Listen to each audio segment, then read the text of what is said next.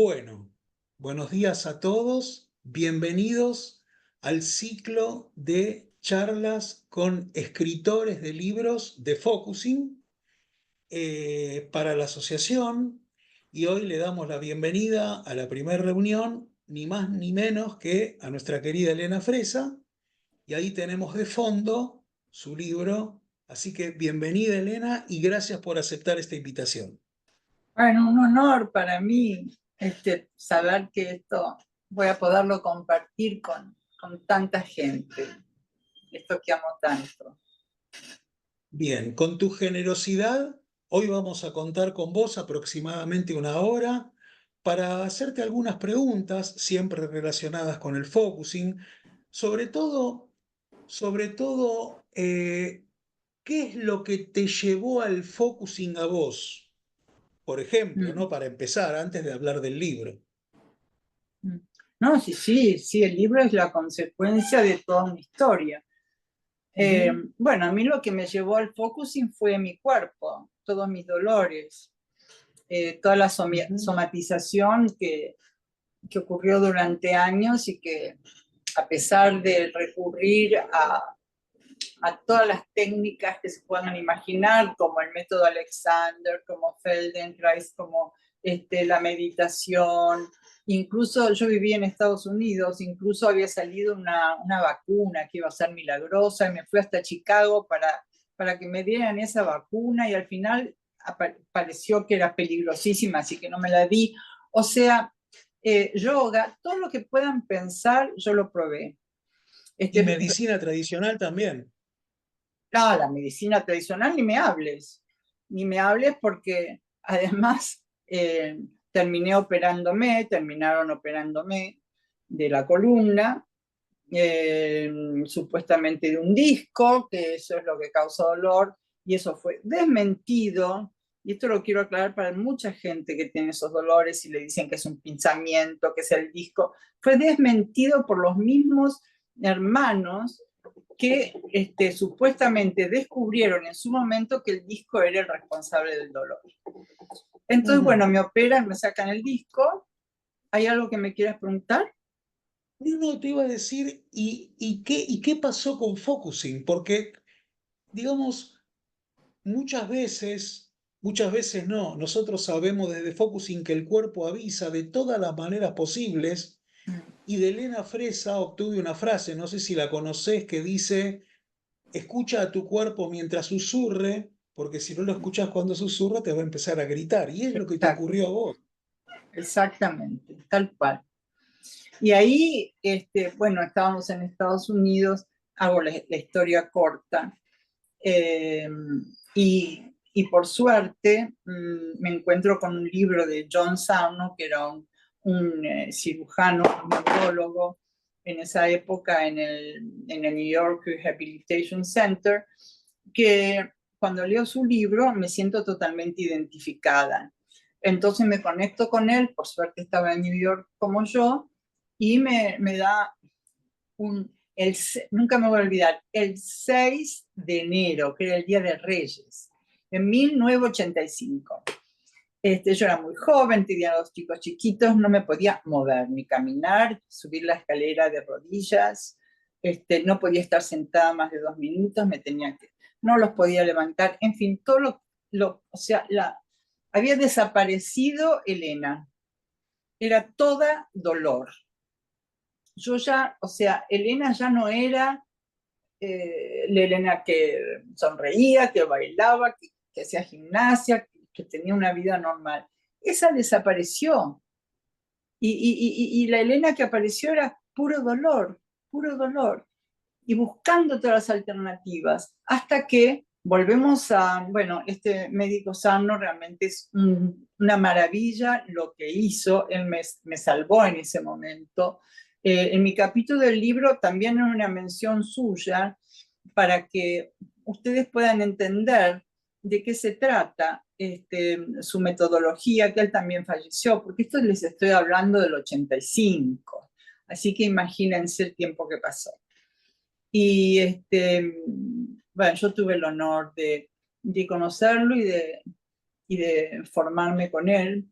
y él siempre nos decía, think psychologically, not physically. O sea, que piense psicológicamente, no físicamente. Porque nosotros tenemos ese cassette puesto, que nos levantamos pensando en el dolor o lo que fuere, nos acostamos pensando en el dolor. Y siempre va al cuerpo, ¿no? Entonces, su propuesta era no. Cuando tenés un dolor en cualquier lado, pensá ¿qué está pasando en mi vida ahora? Tenés que pensar psicológicamente, no físicamente. Olvídate del lugar que te duele o lo que fuere. Entonces, Hiciste una mención especial al ahora, y es el tiempo en que siempre Gendlin habla del aquí y ahora, y el cuerpo actúa en tiempo presente continuo. claro, por eso Gendlin y Sam no se conocían. Y yo escribí para la revista de Focusing del Instituto de Estados Unidos un artículo justamente sobre el dolor y esta conexión que tenían los dos. O sea que es fantástico porque cuando trabajamos con el dolor, por lo menos en mi experiencia, que es de muchos años, está la parte cognitiva, que todo lo que dice John Sam es importantísimo. Después el focusing, porque hay que llegar al origen de ese dolor, para que ese origen pueda ser acompañado, escuchado, pero está escondido, no tenemos acceso a él.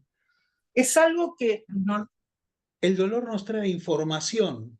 Exactamente. Y aprender desde focusing a escuchar esa información, Claro. porque muchos dicen, no sé si compartís esto, ¿no? Muchos dicen que tenés que escuchar al cuerpo. Sí, claro, decime cómo. Eso, tal cual. Y aprender a escuchar al cuerpo es todo un tema que lo desarrolló Gendlin y bueno, y gracias a sus Maravillosamente. enseñanzas muchos de nosotros. Exactamente, maravillosamente, porque no sé si quieren saber algo de Gendlin, él era filósofo y conoce a Rogers en la Universidad de Chicago, le interesó lo que Rogers planteaba desde la psicoterapia, y bueno, empezó a estudiar con él. Entonces, pero él decía que tenía una novia que hacía terapia hace siglos y no cambiaba nunca. Entonces, al conectarse con Roger y la experiencia, él fue un paso más allá. Que Carl Rogers le dijo, mira, seguí vos con eso, porque era más pragmático, seguí vos con eso, haz lo que quieras, pero yo no entiendo nada. Entonces, Gendlin empezó a investigar e investigó miles de casos. Para eso los fondos que le dan en Estados Unidos son importantes, y se dio cuenta que las personas que realmente se conectaban con su interior, en su discurso hacia el terapeuta, cualquier corriente que fuera, psicoanalítica, gestáltica, lo que fuere, las personas que concluían con éxito su terapia eran las personas que no hablaban de corrido, contando su vida. Eran las personas que cuando estaban hablando de repente hacían un silencio y parecía que buscaban algo. Y después hablaban. Que era lo mismo que le pasaba a él en filosofía. Porque él decía, yo escribo y después no tengo más nada que decir. Entonces hago una pausa. Esto es importantísimo. La famosa pausa. La famosa pausa. Hago una pausa y espero. Y de repente surge alguna otra frase y ahí la escribo. Entonces yo dije, dice Gendlin, puede ser que en psicoterapia sea lo mismo.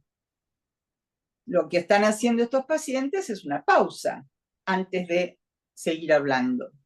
¿Mm?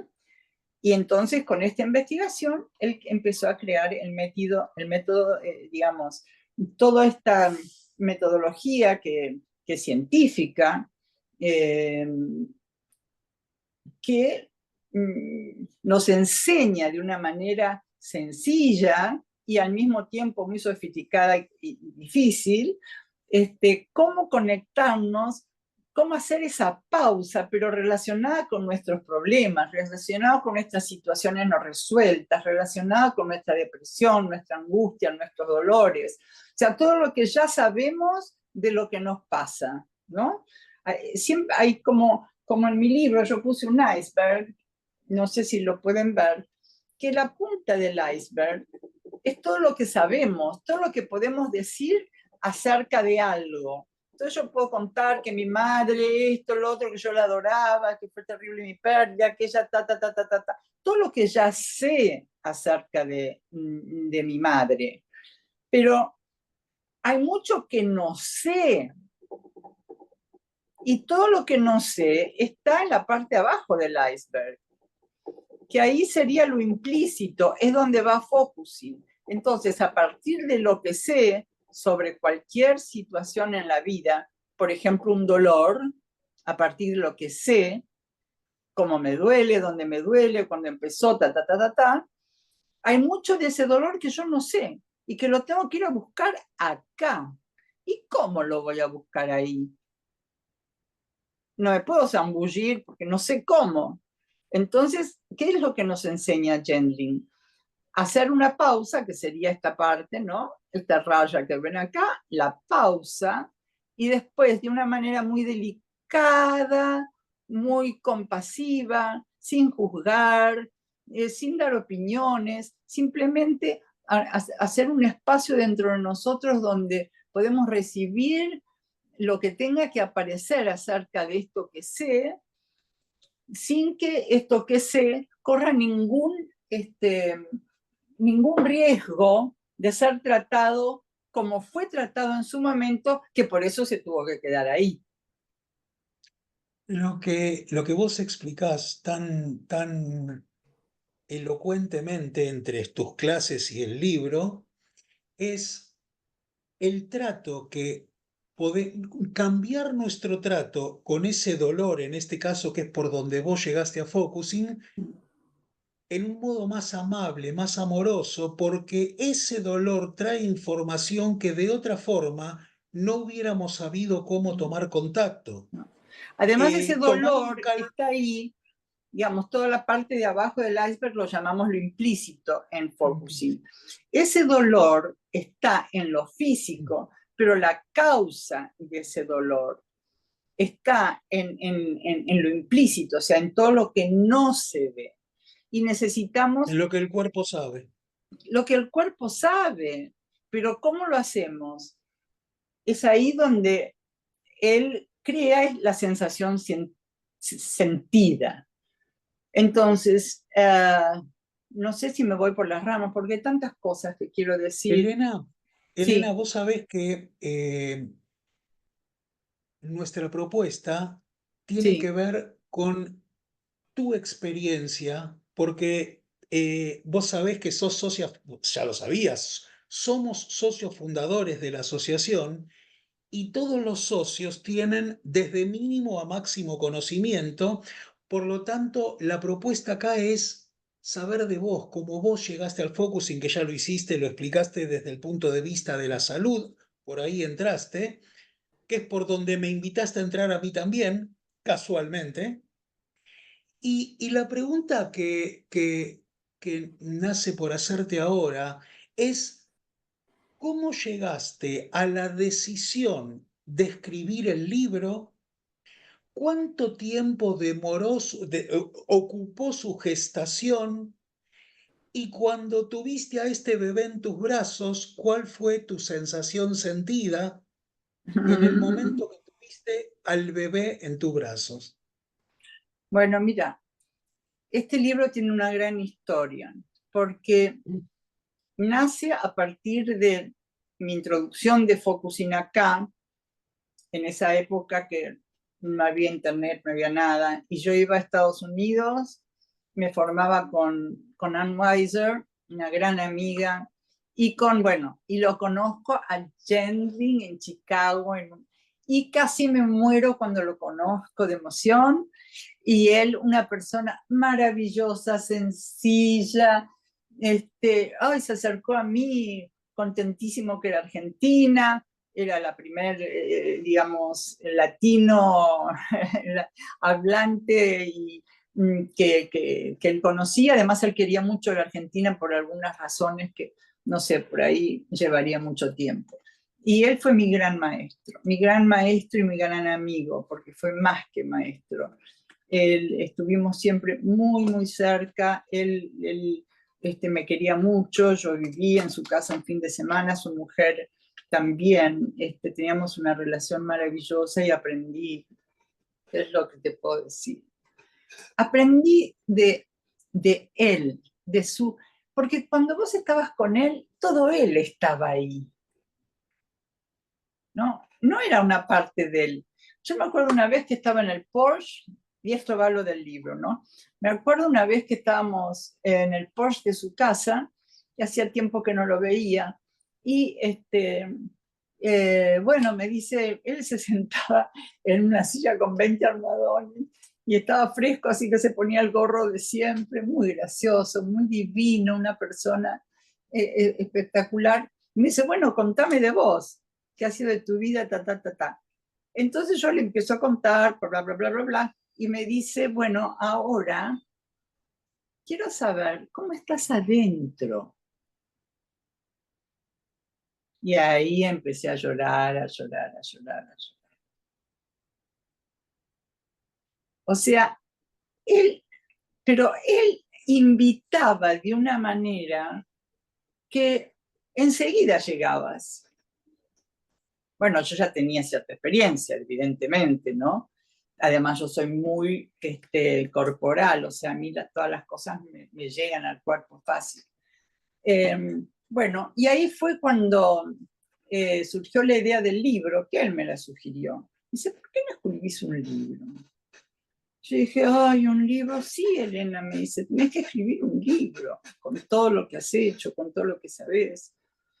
Y bueno, ahí empecé con mi libro. Y me costó, tardan muchos ¿De qué año años. estamos hablando, Elena? ¿Cómo? ¿Esto en qué año fue?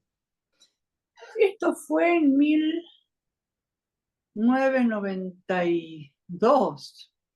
No, sí, no, lo del libro, lo de mi contacto con Focusing fue en 1990. Y lo del libro debe haber sido, sí, 1992, 93. Quizás más, no tengo muy, muy presente el año exacto. Sí, lo importante es que él me incitó y muchas veces yo lo llamaba o le mandaba un mail y le decía, estoy como con la página en blanco y además tengo tantas cosas en la vida que están pasando, no tengo tiempo. Entonces me dijo, mira, vos tenés un calendario, tenés la semana, lunes, martes, miércoles, jueves, viernes, sábado. De esa semana, vos dedicás 3 horas cualquier día y las pones en el almanaque. Era en esa época almanaque. Las pones en el almanaque. Pero esas horas no existen. O sea, no existen, desaparecen. O sea que nada puedes hacer en esas horas porque no están, no existen. Vos las dejas caer. Entonces, vos vas a tu escritorio, aunque sea en blanco la página, miras tus apuntes, miras los otros libros, miras afuera de la ventana, la naturaleza, lo que fuera, y esperás, y algo va a surgir, y cuando surge, lo escribís. Eso fue para mí importantísimo, esto de borrar, como que no existe en serio ese tiempo en la semana, entonces si no existe no puedo hacer nada. Y me dediqué así. Y en esa época se grababa en esos grabadores chiquitos. Entonces a algunos consultantes les pedía permiso como para grabar la sesión y si después las podía poner en el libro, pero claro, con otro nombre desde ya. Y bueno, algunos me decían que sí, entonces empecé a grabarlos y de hecho en el libro hay muchas sesiones reales de consultantes míos que en cada capítulo van a encontrar. O sea, el capítulo está hecho de teoría, después está hecho de ejemplos de sesiones y al final cada capítulo tiene un ejercicio para que ustedes puedan hacer con ustedes mismos y con otro. Bueno, me llevó varios años porque tuve que desgrabar todo eso, además de las cosas de la vida, creo que me llevó 4 años de escribir el libro. Pero lo recuerdo a él. Vos me decís el libro y yo recuerdo a él. Porque contrariamente a Carl Rogers, que era pragmático, todo así, Chandling era un alma libre, toda desparramada. Vos ibas a su casa y tenía un montón de cosas escritas en un lado, papeles, y del otro lado tenía la computadora. Y yo decía, ¿cómo haces para escribir? Bueno, dice, yo me quedo acá con los papeles, y después cuando me canso me voy a la computadora. Y cuando me canso de la computadora voy de nuevo a los papeles. Era un personaje maravilloso. Acá tengo una foto del que les quiero mostrar, si me permitís. Por supuesto. Mira, acá se ve el tipo de persona que era. Miren lo desparramado que está, ¿ven? Una persona simple, que había que peinarlo antes de que entrara a dar las clases o que entrara a una conferencia. Y bueno, ahí yo le había llevado un libro traducido del Process Model, traducido por Edgardo Rivera, y bueno, estaba feliz. Era una persona así, una persona simple, que cuando daba sus conferencias o sus clases, él estaba ahí, él estaba todo ahí. Entonces era tan fácil. Yo me acuerdo la primera vez cuando lo conocí en Chicago, que le pedí una sesión. Yo pensé que me iba a decir que no, digo, ¿cómo le voy a pedir a este genio una sesión? Entonces me dijo, sí, vení, Elena. Bueno, y le hablé de la soledad que sentía, etcétera, etcétera. Y entonces me dice, después de que le hablé todo, me dice, esa es la soledad de adentro. Y wow, cuando me dijo eso, dije, eso hace toda la diferencia. Yo puedo contarte a través de mi soledad, que no sé, cualquier cosa, que me siento sola, que porque mi marido no me escucha, porque no tengo amigas, porque estoy viviendo en otro país, porque lo que fuere. Yo sé acerca de por qué me siento sola, pero entonces lo puedo contar. Ahora, cuando él me dijo, sola adentro, desde adentro, wow, ahí encontré la verdadera soledad. ¿Cómo estaba la soledad? Y la imperiosidad de acompañar esa soledad, que no tenía nada que ver con todo lo que sabía yo. No sé si estoy siendo muy larga. No se trata de larga, sino que estaba pensando a quién puedo entrevistar para que me hable de Elena Fresa. Elena Fresa habla de Schendling y la propuesta es esto que te dije antes de saber cómo se fue gestando el libro. En el momento que lo tuviste en tus manos, ¿cuál es la palabra que te surge de adentro para decir lo parí? Mira, yo escribí este libro, mi intención era llegar a todos, a las personas muy instruidas, a las personas que no lo son. Y además, yo quería estar en el libro. Estás. Quería que que sintiera el que lee mi presencia, porque yo quería estar y acompañar a esa persona en el libro. Eso era, que escucharan mi voz, que escucharan mi presencia o que sintieran mi presencia a medida que lo iban leyendo. Entonces, y yo tenía en mi escritorio, tenía todos apuntes, todos colgados, cosas que había leído o frases que me parecían importantes, así pinchados en un...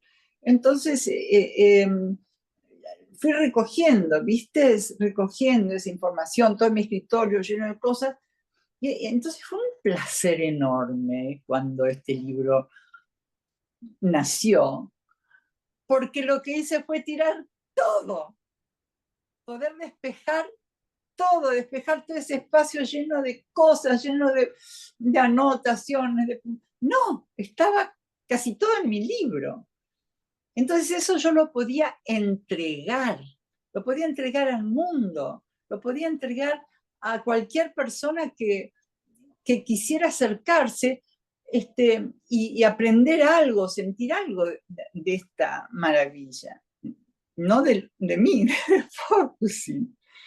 Y hay personas que me llaman y me dicen, porque leyeron el libro, no sé desde dónde, y me llaman. Bueno, justamente hay una persona de este verano que lo leyó, que lo amó sin saber nada de Focusing y que lo empezó a leer con su mujer y fue importantísimo para la vida de estas dos personas. Entonces, esa es mi intención, de que haga un cambio en la vida de las personas que puedan acceder a él. Y cuando este libro nació, yo sentí esa entrega finalmente, ese deseo de llegar al otro, finalmente terminado y poderlo ya lanzar, ¿no? Era como, wow, es como, ya está. Ahora, si yo lo leo, hay un montón de cosas que ya cambiaría, ¿no? Ayornaría. Pero lo principal, el corazón, está en ese libro. Incluso les voy a mostrar, acá tengo este libro mío. ¿Ven que tienen todos estos papelitos? Porque son todas consultas que yo misma hago de mi libro. ¿Entienden? Porque muchas veces, hoy por ejemplo me levanté con un dolor de cabeza espantoso. Y bueno, dije voy a acompañar, porque tomar cosas, no voy a acompañar. Que me senté para escuchar qué había ahí. Y lo que había ahí era, no sé, me sorprendió tanto. Era una niña pequeña, casi bebé, diría. Entonces, el lenguaje de lo implícito. A través de imágenes, de cosas que no te imaginas que van a aparecer. Un bebé, yo de bebé, ¿qué tiene que ver?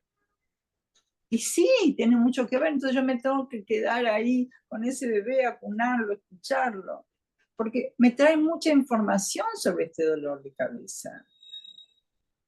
Y entonces a medida que vamos conociendo y teniendo esa información, pero claro, ¿cómo tratamos a ese bebé?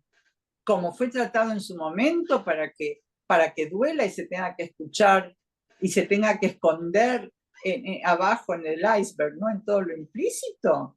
No, ese bebé necesita cariño, necesita compasión, necesita amor, necesita acercamiento, necesita ser aceptado como es. Y así es como vamos acompañando los distintos dolores. Y una vez que se pueden expresar, van soltando, van disipándose y te dan tanta información. Claro, querer que se vaya cuando tiene tanta información. Claro, lo Hay dos primero que querés palabras que hacer me... con un dolor es que se vaya, que se Claro, vaya. Yo decía que mi cuerpo era una tortura. Yo claro. decía que era Y que la cabeza un te deje de doler. torturador. ¿Cómo? Claro.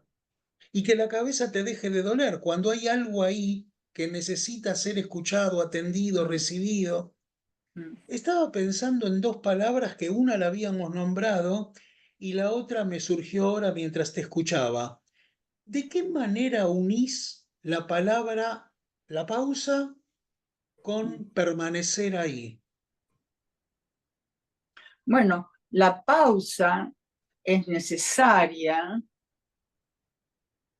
para llegar a la sensación sentida de a poquito. No es fácil, no todo el mundo llega así. A veces hay que esperar unos meses hasta que te puedas dar cuenta de que eso existe y cómo se forma. Una vez que se forma y aparece algo, ahí es permanecer con eso que apareció.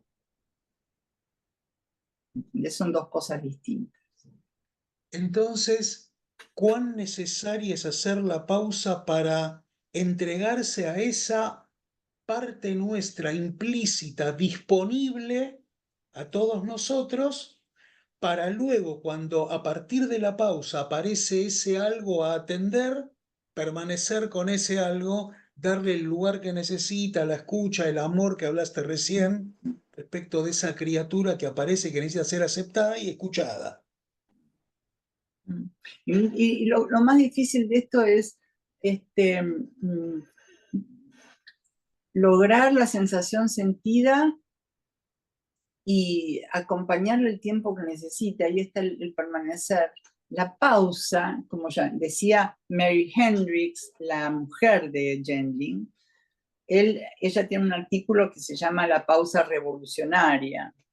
Y en realidad es así, porque sin la pausa es muy difícil poder llegar digamos, yo tengo que pausar, tengo que parar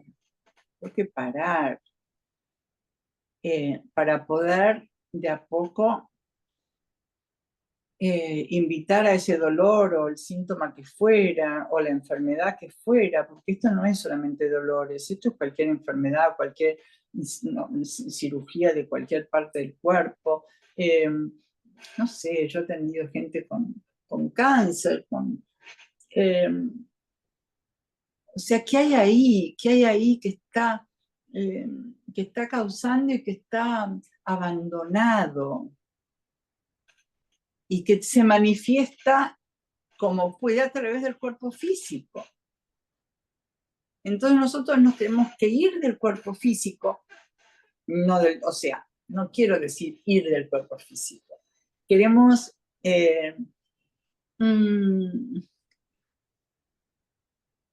hacer una pausa para entrar en otro mundo, ¿no? Que también es físico, porque la sensación sentida es física. La pausa es para entrar en el mundo de lo implícito, aunque sea despacito, muy despacio. Pero hay personas que no necesitan la pausa. Hay personas que directamente, ¡pum!, ya entran, ¿no? O sea, que puede ser que, no sé,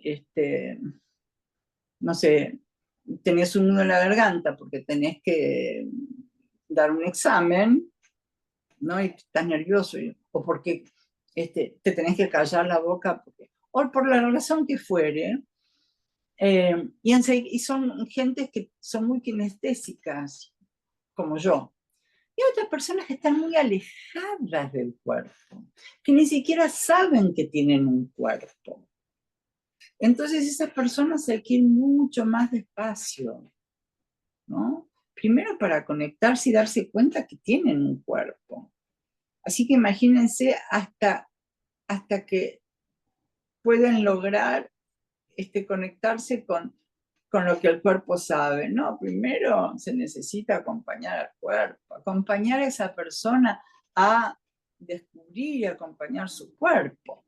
O sea que cada uno somos distintos y los tiempos de cada uno son distintos.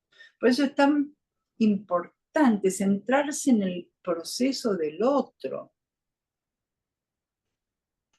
No es lo que yo pienso o lo que a mí me parece. Yo estuve muchos años sin atender a nadie con dolores, porque yo tenía que sanar lo mío. Yo no podía escuchar a alguien que tuviera un dolor o una enfermedad X sin identificarme, sin que me tocara a mí. Y así no lo estaba ayudando, no estaba ayudando a esa persona, no estaba con esa persona enteramente. Entonces es como dice Gendlin, que siempre nos decía, yo tengo 2 canastos, en uno pongo todos mis conocimientos que tengo de la Gestalt, del psicodrama, del enfoque, de todo, de psicoanálisis, porque él estudió muchísimo y también tradujo muchos libros de Freud en alemán, en inglés, en un genio, en Harvard, o sea, él tuvo todo el tipo de premios y una persona tan humilde. Bueno, entonces en un canasto pongo todos mis conocimientos y en el otro canasto pongo todos mis problemas. Todos los problemas que yo tengo, que son un montón. Entonces, y ahí me siento escuchar, desnudo. Y trato de acompañar a ese ser en su desnudez. Ahora, en la relación, si algo toca algo personal, me tomo un instante y lo pongo en mi canasto de problemas. Y en esa escucha, si algo toca que es necesario incluir alguna otra cosa, bueno, tomo de mi canasto de conocimientos y por ahí alguna herramienta de eso sirve para esa persona en ese momento. Y después me siento desnudo y la vuelvo a escuchar. O sea, eso es maravilloso, porque se toma todo el tiempo que necesita esa persona para poder conectarse y poder saber que la estamos acompañando. Y ahí es donde viene el reflejo de Rogers, que para Gendlin fue tan importante. Pero ojo, porque el reflejo no es nada fácil. Uno piensa que es la repetición de lo que dice la otra persona. Yo he escuchado a muchos alumnos, incluso de counseling, que parecen loros, ¿no? Porque, o sea, la persona dice algo y le dicen lo mismo, le repiten. No, no es eso. Porque lo que dice la persona lo tenés que pasar por tu cuerpo. Tenés que realmente tratar de ponerte en ese lugar. Y recién ahí podés reflejar. Tengo una pregunta cortita que es medio, vos me conocés y a veces me gusta un poquito de, de humor, ¿no? ¿Vos creés en la casualidad, sí o no? Mira, yo fui a la presentación de un libro y había un sacerdote que también lo presentaba, que desgraciadamente no recuerdo su nombre porque nunca me voy a olvidar de él, y dijo, la casualidad es la forma que tiene Dios de permanecer anónimo. Ujú. Te pregunto esto y tiene un motivo, porque resulta que tu canasto del conocimiento está justo abajo de tu libro.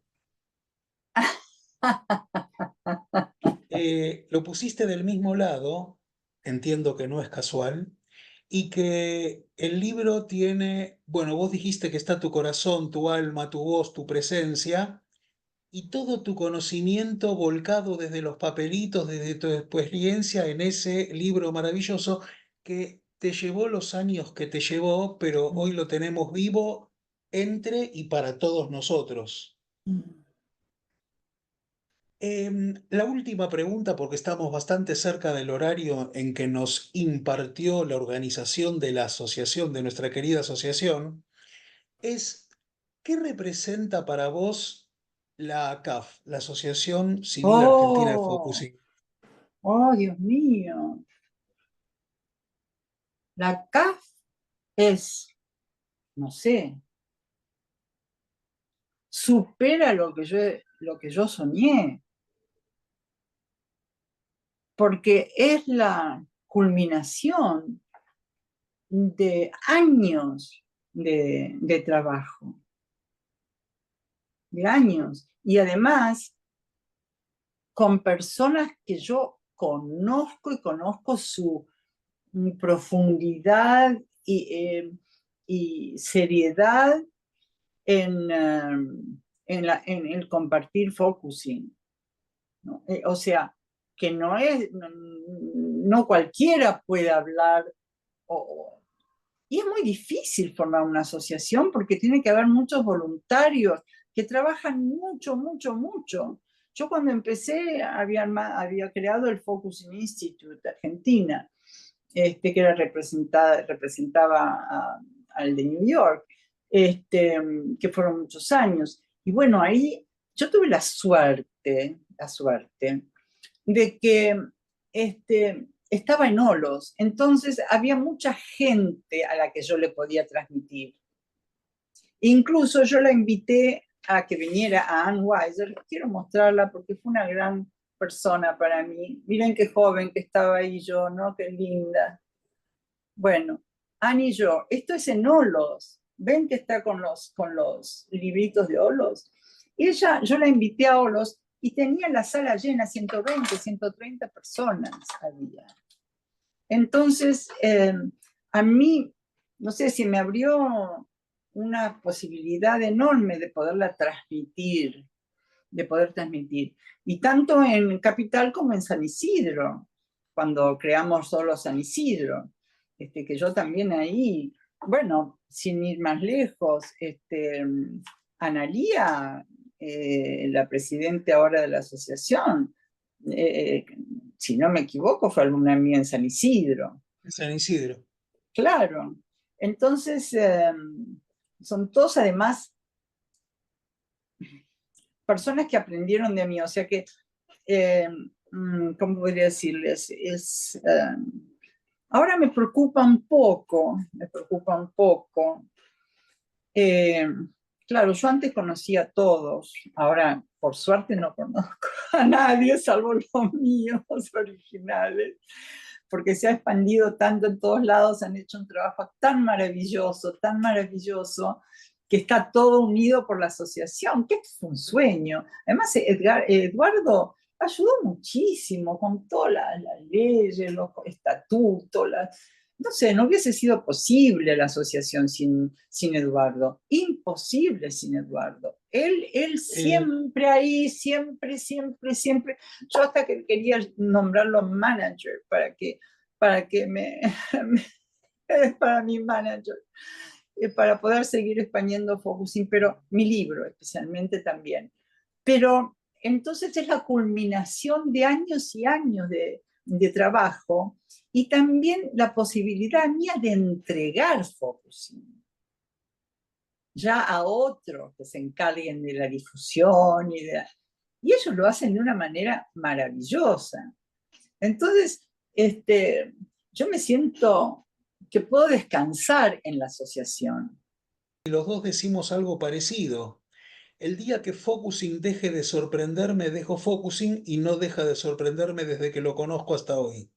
Claro, cada sesión, yo digo que cada sesión, cuando aparece la sensación sentida y aparece la respuesta, o aparece eso que sabe, y la persona, mira esto, yo digo que Dios está presente en ese momento. Yo la verdad creo que Dios está presente. Yo he estudiado mucho la física cuántica, de hecho hay un capítulo en Focusing, en mi libro, que habla sobre la física cuántica.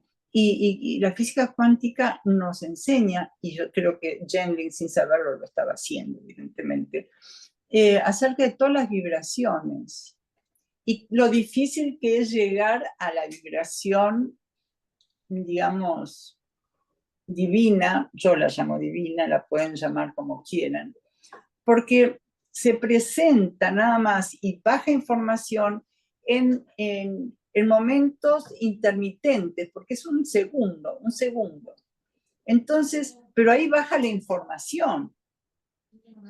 Entonces, Focusing es una metodología, es una, no sé, es como un milagro que en esa pausa y en ese acompañar aparece esa información. Y ahí es como que, o sea que es muy científico de lo que estamos hablando. No es una metodología más. No, no, no, no. Y cuando se usa en psicoterapia, o los counselors los usan, digamos, lo comparten, la diferencia es abismal. Una persona puede hablar horas y horas, sí, sí, sí, sí. Pero como decía Jending, yo no quiero saber lo que ya sabe de esa situación. Yo quiero ayudar a esa persona a llegar a lo que no sabe de esa situación. Que ahí está el origen. A lo que no sabe que su cuerpo sabe. Claro, no sabe que su cuerpo, pero ojo, porque cuerpo no es cuerpo físico. O sea, la definición de Jending, porque no quiero que se malentienda. El cuerpo, él dice, es el aquí, el ahora, el nosotros, los otros. El cuerpo es todo el universo. Entonces, cuando hablamos de la palabra cuerpo, nos estamos refiriendo a todo eso. La sensación sentida y la información que llega no es de nuestro cuerpo físico solo, no. Es de algo tan grande, tan grande, tan grande, que, y todo eso es cuerpo también. Entonces es muy importante saber, tener esta noción muy clara, porque entonces sabemos que la información que viene no es solo de nuestro cuerpo. O sea, ¿qué es cuerpo? Es todo eso de lo que Jending nos habla. Entonces ahí ya, cuando llega la información o acompañamos a una persona, es un momento sagrado el acompañar, el escuchar. Porque esa persona me está abriendo la puerta a su cuerpo, que es todo su universo. Entonces, ¿cómo tengo que estar con todo esto? ¿Cómo puedo pasar esa puerta, hacer su visita que me abre esa persona? ¿De qué manera? Y bueno, Focusing nos enseña el cómo, que es tan importante. Elena, estamos en horario. Bueno. Te agradezco infinitamente, un placer enorme. Y por supuesto que contamos como siempre con vos Sí, por lo que quieran. ¿sí? Ahí está. Así que Muchísimas bueno, gracias. muchas gracias, me encantó compartir este momento. Los saludo y los abrazo a todos los que me estarán escuchando y que me van a escuchar. Y bueno, es un camino maravilloso. Síganlo. Gracias. Gracias. Abrazo gigante. Nos vemos Chao. pronto. Nos vemos pronto. Chao, chao.